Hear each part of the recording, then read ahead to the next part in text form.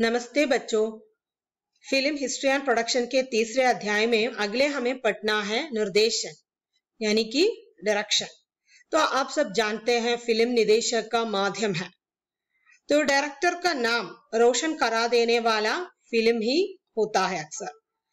और सिनेमा കാണാൻ പോകുമ്പോൾ അത് डायरेक्ट ചെയ്തത് ആര് എന്ന് നമ്മൾ ചോദിക്കാറില്ലേ। तो उसी प्रकार इसी हिसाब से कह सकते हैं कि फिल्म निदेशक का माध्यम है। तो निदेशक का कुछ दायित्व भी होता है। निदेशक को फिल्म निर्माण में क्या क्या करना चाहिए। तो फिल्म निर्माता की योजना बनाने के साथ ही जो निदेशक का काम शुरू होता है। सिनेमा निर्मिക്കാൻ ഉള്ള ഒരു തീരുമാനം എടുക്കുമ്പോൾ തന്നെ ഡയറക്ടറിന്റെ റോൾ അവിടെ തുടങ്ങുകയാണ്। तो निदेशक को कथा को पहले आत्मसात करना होता है।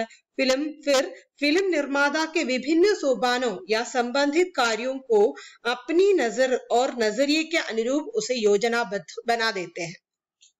तो कथा को आत्मसात करने के साथ ही अपनी नजरिए से जो फिल्म निर्माण के बहुत सारे जो सोपान होते हैं उसे अपनी नजरिए से ക്രമബദ്ധ കരാ देते हैं। ആദ്യം കഥ മനസ്സിലാക്കുന്നു, പിന്നീട് സിനിമാ നിർമ്മാണത്തിന്റെ എല്ലാ മേഖലകളും തന്റേതായ രീതിയിൽ അതിനെ ക്രമപ്പെടുത്തുന്നു। എന്തൊക്കെയാണ് സിനിമ എടുക്കുമ്പോൾ വേണ്ടത് ഇതെല്ലാം തന്റേതായ രീതിയിൽ അദ്ദേഹം ചിട്ടയാക്കി വെക്കുന്നു। ये सब निर्देशक का दायित्व होता है।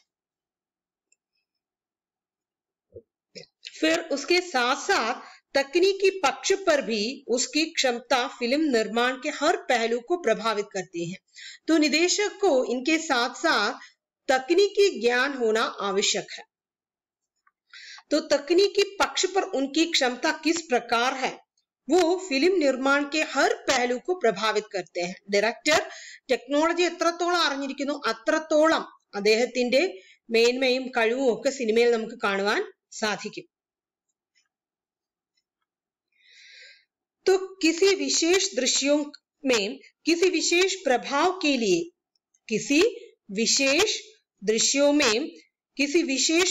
के लिए निदेशक विशेष रंग योजना, प्रकाश प्रभाव, साज सज्जा, अभिनय व संवेदोच्चारण का सुझाव दे सकते हैं।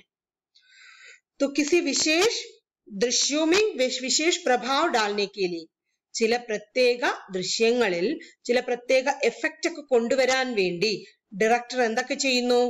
രംഗയോജന, प्रकाश व्यवस्था, साज सज्जा, अभिनय व संवेदोच्चारण का सुझाव दे सकते हैं। ये सब आप अपने टेक्स्ट बुक पे अंडरलाइन कर लीजिए ताकि निदेशक का दायित्व एक प्रश्न आ जाए तो आप ये सब आपको लिखना चाहिए। सबसे पहले फिल्म निदेशक का माध्यम होता है।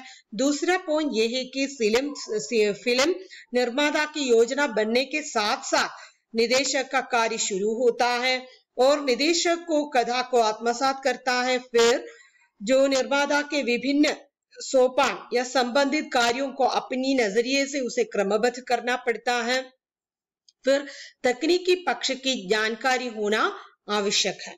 फिर इसमें जो किसी भी दृश्य हो या उस दृश्य में विशेष प्रभाव डालने के लिए उसे क्या क्या करना चाहिए? विशेष रंग योजना। तो लाइट इफेक्ट्स और साउंड इफेक्ट्स में कुछ विशेष प्रकार डालना वो चाहते तो वो डाल सकते हैं। रंग पला निरंगल सिनेमയിലൊക്കെ കാണിക്കില്ലേ उसका प्रभाव वो दे सकता है। फिर प्रकाश व्यवस्था यानी कि लाइट इफेक्ट्स पर भी वो ध्यान दे सकता है। साज सज्जा से होल മൊത്തത്തിലുള്ള ഒരു ഒരുക്കം തന്റെ സിനിമ മറ്റുള്ളവരിൽ നിന്ന് വ്യത്യസ്തമാക്കാനായിട്ട് എന്തൊക്കെ ചെയ്യാമോ അതെല്ലാം वो इसमें कर सकते हैं। फिर अभिनय पर भी उसे विशेष ज्ञान होना आवश्यक है। संवेदोच्चारण संवादों में डायलॉग्स में जो है उच्चारण स्फुटता पर ध्यान देना चाहिए। फिर संवेद जनता को वो कितने जो प्रभाव उस पर कैसे डाल सकते हैं കാണികളിൽ എത്രത്തോളം പ്രഭാവം ഉണ്ടാക്കാൻ പറ്റും। സംവേദന ജഗാना है അനുഭൂതികൾ ജനങ്ങളുടെ മനസ്സിൽ കൊണ്ടുവരാൻ। ये सब इन सबों पर जो निदेशक अपनी हैसियत से ये सब कर सकते हैं। तो इन सभी पर उनका एक ध्यान होना आवश्यक होता है। ये सब जो है निदेशक का दायित्व के अंतर्गत आने वाली चीज है। फिर आगे जो है कथा के चरित्रों तथा दर्शकों की कम भावों और संवेदनाओं के साथ सामंजस्य करने में निदेशक को तकनीकी ज्ञान संपदा होने के साथ साथ कुछ और चीजों की ज्ञान भी आवश्यक है। यानी कि जो कथा में जो चरित्र होते हैं, जो कथापात्र होते हैं, उन कथापात्रों का असर जो है जो दर्शकों पर होता है, दर्शकों पर जो भी संवेदनाएं आ जाते हैं, എന്തെല്ലാം ഫീലിംഗ്സ് ആണോ ദർശകരിൽ കാണികളിൽ വരുന്നത് ഈ കഥാപാത്രങ്ങൾ കാണുമ്പോൾ അതും അപ്പൊ ഈ കഥാപാത്രത്തിന്റെ അനുഭൂതി ദർശകർക്ക് അതേ അനുഭൂതി കിട്ടുന്നുണ്ടോ എന്ന് നോക്കണം. ഇത് തമ്മിലുള്ള സാമഞ്ജസ്യം രണ്ടുപേരിലും ആ ഭാവം ഉളവാകുന്നതിനനുസരിച്ച് ഈ ഡയറക്ടർക്ക് ഈ നിർദ്ദേശകന് ചില അറിവ്, टेक्नोलॉजी कुरिച്ചുള്ള അറിവ് ഉണ്ടാകുന്നതിനോടൊപ്പം തന്നെ तकनीकी ज्ञान के साथ साथ उन्हें क्या होता है, ये समाज का ज्ञान, फिर देश, रीति रिवाज, धर्म एवं संस्कृति, फिर विभिन्न समूहों एवं व्यक्तियों के व्यवहार, सोच विचार तथा रहन सहन आदि का ज्ञान होना, फिर आर्थिक पक्ष पर भी गहरा ज्ञान होना आवश्यक है. तो एक डायरेक्टर के लिए क्या क्या होना चाहिए? डायरेक्टर को समाज का ज्ञान होना आवश्यक है, देश का ज्ञान होना आवश्यक है, रीति रिवाज, वहां के लोग किस प्रकार बर्ताव करते हैं, वहां की रीति रिवाज किस प्रकार है, धर्म किस प्रकार है, संस्कृति किस प्रकार है, विभिन्न समूहों एवं व्यक्तियों के व्यवहार किस प्रकार है, सोच विचार, उनकी चिंतन किस प्रकार है, उनके रहन सहन किस प्रकार है, ये सब, इन सब की जानकारी एक निदेशक को होना आवश्यक है. क्योंकि जो कथापात्र सिनेमा में दिखाई देता है, उन कथापात्र की अनुभूतियों से दर्शक ही तादात्म्य स्थापित कर लेते हैं. इसके लिए इन सभी की जो जानकारी किसको होना आवश्यक है, निदेशक को होना आवश्यक है. इसके साथ साथ आर्थिक पक्ष पर भी गहरा ज्ञान होना आवश्यक है. क्योंकि फिल्म हम इसलिए लेते हैं कि आर्थिक लाभ के लिए, है ना. तब जो जनता में जो संवेदनाएं जनता पर ले जाना डायरेक्टर चाहते हैं, उसके लिए उन्हें इन सभी बातों पर ध्यान देना आवश्यक होता है. समाज के बारे में, देश, वहां की रीति रिवाज, धर्म एवं संस्कृति, विभिन्न समूहों एवं व्यक्तियों के व्यवहार, सोच विचार, रहन सहन, इन सभी का ज्ञान होना आवश्यक है. फिर आर्थिक पक्ष पर भी गहरा ज्ञान रखना आवश्यक हो जाता है. फिर जो है निदेशक को फिल्म निदेशन का माध्यम होने के कारण संपूर्ण परिप्रेक्ष्य, फिल्म को संपूर्ण परिप्रेक्ष्य में देखता है. निदेशक फिल्म को संपूर्ण परिप्रेक्ष्य में देखता है. सहयोगी लोग अपने अपने विभागों से संबंधित कार्यों तक सीमित रहते हैं. यह इसलिए बता देता है कि फिल्म को संपूर्ण परिप्रेक्ष्य में निदेशक को देखना पड़ता है. वो क्यों है? वो इसलिए है कि सिनेमा किसी एक व्यक्ति पर केंद्रित नहीं होता. इसके लिए प्रकाश व्यवस्था देखने वाले और कुछ लोग होते हैं, और जो है छायांकन देखने वाले और कुछ होते हैं. सिनेमा निर्माता की कुछ काम होते हैं, वो उन पर लीन होते हैं. लेकिन निदेशक को जो है ऐसे होल इन सभी पर ध्यान देना आवश्यक होता है. इसलिए यह बताता है कि निदेशक फिल्म को संपूर्ण परिप्रेक्ष्य में देखता है. लेकिन निदेशक को इन सहयोगियों के साथ कलात्मक सामंजस्य स्थापित करना आवश्यक है, ताकि उनको अपने कल्पना के अनुसार उनसे काम निकाल सके. ഇപ്പോൾ ഡയറക്ടർ വിചാരിക്കും ഛായാഗ്രാഹകൻ അയാളുടെ കാര്യം ചെയ്തോട്ടെ, അല്ലെങ്കിൽ പ്രകാശ വ്യവസ്ഥ ചെയ്യുന്ന ആള് ലൈറ്റ് എഫക്ട്സ് അവരുടെ ഇഷ്ടത്തിന് ചെയ്തോട്ടെ, ഇങ്ങനെയൊന്നും പറഞ്ഞിരിക്കാൻ ഒരു ഡയറക്ടർക്ക് കഴിയില്ല. അദ്ദേഹം ഈ കാര്യങ്ങൾ മൊത്തത്തിൽ നോക്കി കാണേണ്ടതാണ്. എങ്ങനെയാണ് ലൈറ്റ് എഫക്ട്സ് എന്നും എങ്ങനെയാണ് ഛായാഗ്രഹണം കൊടുത്തിരിക്കുന്നതെന്നും എല്ലാം निदेशक को इन सभी पर एक प्रकार के सामंजस्य लाना चाहिए, ताकि अपनी कल्पना में जो फिल्म है उसे उसी रूप में वो दर्शकों के सामने ലാ ഖടാ കർ സക്തേ ഹൈ. തന്റെ കൽപ്പനയിലുള്ള സിനിമയെ ദർശകരുടെ മുന്നിൽ അതേ പ്രഭാവത്തിൽ കൊണ്ടുവരണമെങ്കിൽ ഉनको ये फिल्म को संपूर्ण परिप्रेक्ष्य में देखने की आवश्यकता होती है. फिर आगे का जो पॉइंट है, मूल कथा लेखक की कल्पना शक्ति के साथ दर्शकों की रुचि को भी ध्यान देना चाहिए. तो निदेशक को आगे क्या करना चाहिए? निदेशक को मूल कथा लेखक की मौलिक कल्पना शक्ति से निर्माण से और दर्शकों की रुचि से सरोकार रखना चाहिए. मूल लेखक सिनेमा में जो कथा हमें दिखाते हैं वो लेखक की कल्पना शक्ति है, कल्पना के हिसाब से बाहर आने वाली कथा है. उस कथा के साथ दर्शकों की रुचि को भी ध्यान देना आवश्यक होता है.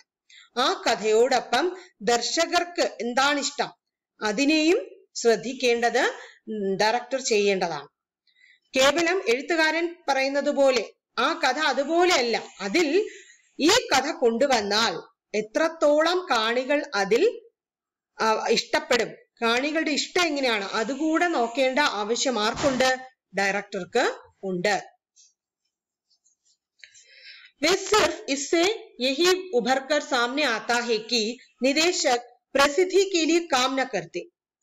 वो सिर्फ प्रसिद्धि प्रशंसा के लिए, बढ़पन के लिए उन्हें काम नहीं करना चाहिए ताकि फिल्म सर्वश्रेष्ठ परिमाण पा जाएगी.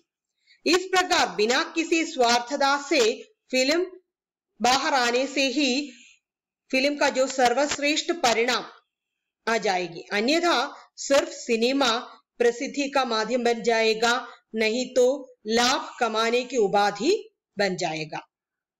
एक अच्छी फिल्म निदेशक को सफलता की ओर ले जाने वाली चीज क्या है? एक अच्छी फिल्म अपने निदेशक को सफलता एवं प्रसिद्धि की सीढ़ियां स्वयं ही चढ़ा देती है. इस प्रकार जो सिनेमा लेते समय निदेशक प्रसिद्धि के लिए काम नहीं करे, बिना किसी स्वार्थ लाभ से अच्छी फिल्म लेते हैं तो ये अच्छी फिल्म जो है निदेशक को सफलता की सीढ़ी की ओर जरूर ले जाएगी. दायित्व और उत्तरदायित्व.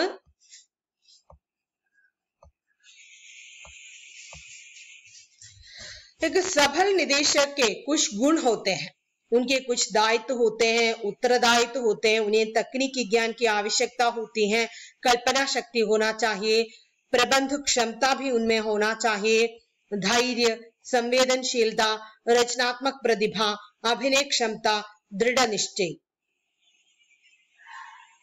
इन सभी गुणों को विकसित करना एक सफल निदेशक के लिए आवश्यक होता है. उन्हें सबसे पहले अपने दायित्व का बोध होना चाहिए. उन्हें यही महसूस होना चाहिए मेरा उत्तरदायित्व क्या क्या है. मैंने जो पिछले स्लाइड में कहा है उनकी जो तकनीकी ज्ञान के बारे में, टेक्नोलॉजी का ज्ञान होना चाहिए, फिर कल्पना शक्ति भी होनी चाहिए, क्योंकि ये फिल्म इस प्रकार हम बाहर ला सकते हैं. वो फिल्म का जो मूल रूप जो है निदेशक के जो कल्पना में आता है, फिर उसे वो बाहर ले आना चाहते हैं, हमारे सामने प्रस्तुत करना चाहते हैं.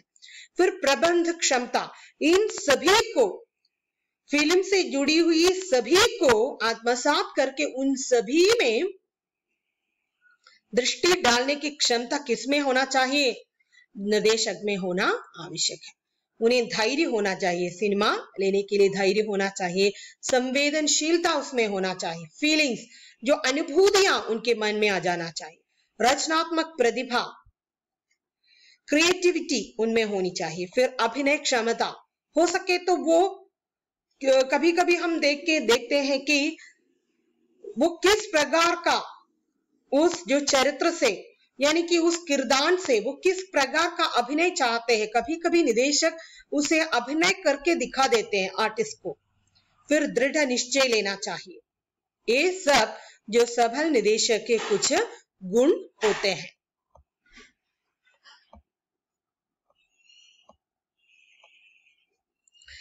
और जो है ये सिनेमा जो है सामूहिक कला है, सभी कलाओं की एक रंगभूमि है. मैंने पहले भी कहा अकेले किसी व्यक्ति सिनेमा नहीं ले सकते, क्योंकि उसके लिए डायरेक्शन की जरूरत होती है, निर्माण की जरूरत होती है, संगीत की जरूरत होती है और अभिनेता की जरूरत होती है।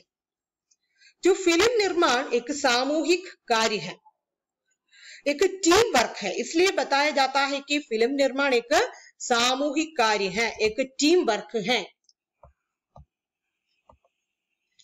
फिल्म निर्माण एक सामूहिक कार्य है, टीम वर्क है ये। फिर जो है इसके निर्माण की प्रक्रिया में किन किन चीजों पर ध्यान देना है? पटकथा लेखन, डायरेक्शन और संपादन। पटकथा लेखन, निर्देशन और संपादन, इन सभी पर ध्यान देना आवश्यक होता है। ये जो है 3 प्रमुख चरण होते हैं। फिल्म निर्माण प्रक्रिया के 3 प्रमुख चरण हैं: पटकथा लेखन, निर्देशन और संपादन। जो निदेशक को टीम के कप्तान की तरह बर्ताव करना चाहिए।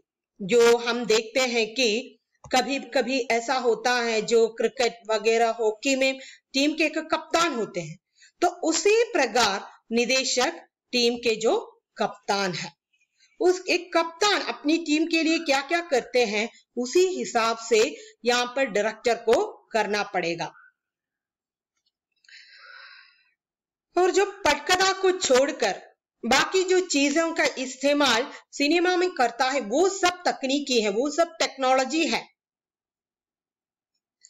तो एक सफल निदेशक को जो है इन सभी चरणों की विशेष समझ आवश्यक है। पटकथा लेखन पर ध्यान देना है, निर्देशन पर और संपादन पर, इन सभी चरणों की जो विशेष समझ एक निदेशक को आवश्यक है। फिल्म में एक निदेशक की क्या भूमिका है, इसके बारे में जो अकीरा कुरोसावा का एक मत उल्लेखनीय है। उन्होंने कहा, निदेशक की भूमिका एक ऐसी 4 दीवारी की तरह होती है जिसमें अभिनेता का प्रशिक्षण, फिल्मांकन, साउंड रिकॉर्डिंग, कला निदेशन, संगीत, संपादन, डबिंग और साउंड मिक्सिंग सब कुछ मौजूद रहता है। हालांकि इन सबको अलग अलग कार्य के रूप में देखा जा सकता है, लेकिन जहां तक मेरा प्रश्न है, मैं इन्हें अलग करके नहीं देखता हूं। मैं निदेश कौशल की छत्र छाया में इन सभी को एक दूसरे में मिलता जुलता देखता हूं। एक निदेशक के पास किसी भी स्थिति का जवाब होना आवश्यक है, साथ ही उसके नेतृत्व में यह काबिलियत भी होनी चाहिए कि समूची यूनिट उनके आदेशों का पालन करे। निदेशक की भूमिका क्या है?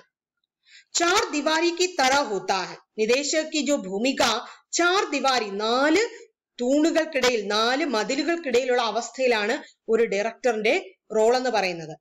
അഭിനേതാക്ക പ്രശിക്ഷൺ, ഒരു അഭിനേതാവിന്റെ ട്രെയിനിങ് വേണമെങ്കിൽ അഭിനേതാവിന് നൽകാൻ കഴിയണം. ഫിൽമാങ്കന, അതെങ്ങനെ സിനിമയാക്കാം എന്ന് അറിഞ്ഞിരിക്കണം.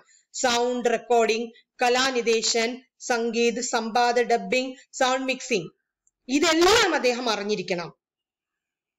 ये सब अलग अलग कार्य होते हैं, लेकिन अकीरा कुरोसावा इन्हें अलग अलग नहीं मानते।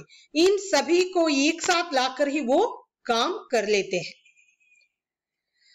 अकीरा कुरोसावा बताते हैं कि इसे मैं अलग अलग नहीं देखता हूं, मैं निदेश कौशल की छत्र छाया में सभी को एक दूसरे में മിൽത്താ ജുൽത്താ ദേഖ്താം. നല്ലൊരു ഡയറക്ടറിന്റെ രീതിയിൽ ഞാൻ പറയുന്നതാണ്. ഇതിനെ എല്ലാത്തിനെയും ഞാൻ ഒന്നിച്ച് ഒരു കുടക്കീഴിലാണ് കാണുന്നത്, കൊണ്ടുവരുന്നത്. നിദേശക് के पास किसी भी स्थिति का जवाब होना चाहिए. എന്ത് പ്രതികൂല സാഹചര്യമായിരുന്നാലും അതിനൊരു സൊല്യൂഷൻ ഡയറക്ടർ കണ്ടുവെക്കേണ്ടതാണ്. ഉത്തരം, എന്ത് ചോദ്യത്തിനും ഉത്തരവും അദ്ദേഹത്തിന് അറിഞ്ഞിരിക്കണം. साथ ही उसके नेतृत्व में यह काबिलियत भी होनी चाहिए कि समूची यूनिट उनके आदर्शों का पालन करे. അദ്ദേഹത്തിന്റെ ഒരു നേതൃത്വ പാടവം ഉണ്ടായിരിക്കണം. അദ്ദേഹത്തിന്റെ നേതൃത്വത്തിലെ ആ യൂണിറ്റ് അദ്ദേഹത്തിന്റെ നിർദ്ദേശങ്ങൾ തീർച്ചയായും അനുസരിച്ചിരിക്കണം. ഇതാണ് ഒരു നല്ല ഡയറക്ടറിന് വേണ്ട ഗുണങ്ങളായിട്ട് അക്കീര കുരോസാവ പറയുന്നത്.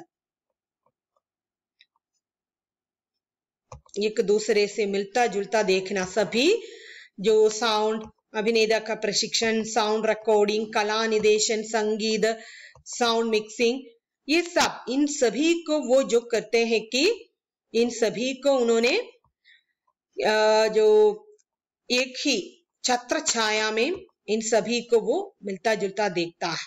नेतृत्व पाड़ा उनमें आना चाहिए, उनके आदेशों का पालन यूनिट के लोग करना चाहिए।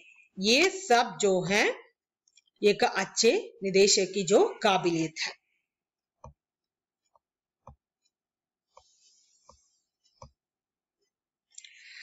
और जो आगे निदेशन में हम एज ए होल हम कह सकते हैं कि മൊത്തത്തിൽ നമ്മൾ നോക്കിയാൽ നമുക്ക് പറയാം निदेशक का पटकथा, पात्र और कैमरे के साथ फिल्म यूनिट से एक प्रकार के तालमेल बना देना आवश्यक है।